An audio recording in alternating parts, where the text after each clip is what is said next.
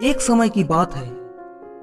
एक संत और उसका एक शिष्य सुबह सुबह भ्रमण पर निकले। शिष्य ने अपने गुरुजी से पूछा, गुरुजी, आप इतने बड़े संत हैं, फिर भी इतने साधारण वस्त्र क्यों पहनते हैं? इन वस्त्रों से यह बिल्कुल भी नहीं लगता कि आप इतने बड़े ज्ञानी हैं। इस बात को सुनकर गुरुजी ने शिष्य को एक अंगूठी दी और मुस्कुराते हुए कहा कि मैं तुम्हारे सवाल का जवाब जरूर दूंगा, लेकिन उससे पहले तुम्हें यह अंगूठी किसी व्यापारी को बेचकर आनी पड़ेगी और इस अंगूठी के बदले तुम्हें एक असरफी जरूर लेकर आना।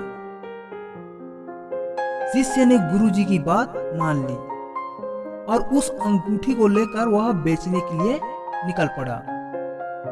थोड़े समय पश्चात जब वह वापस लौटा और उसने बताया कि कोई भी व्यापारी इस अंगूठी के बदले एक असरफी देने को तैयार नहीं है, तब गुरुजी ने कहा, कोई बात नहीं, तुम इस अंगूठी को जौहरी के पास लेकर जाओ।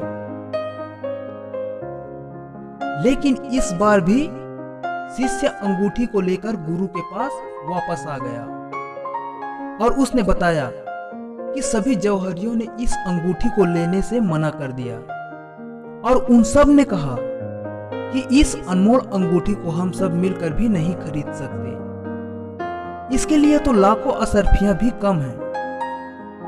ये बात सुनते ही गुरुजी मुस्कुराकर बोले, यही तो तुम्हारे प्रश्न का उत्तर है।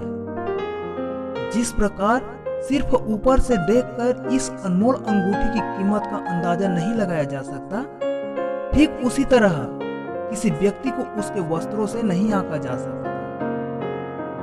दोस्तों, इस कहानी से हमें क्या शिक्षा मिलती है कि इंसान की पहचान उसके कर्मों से होती है, न कि वस्त्रों से।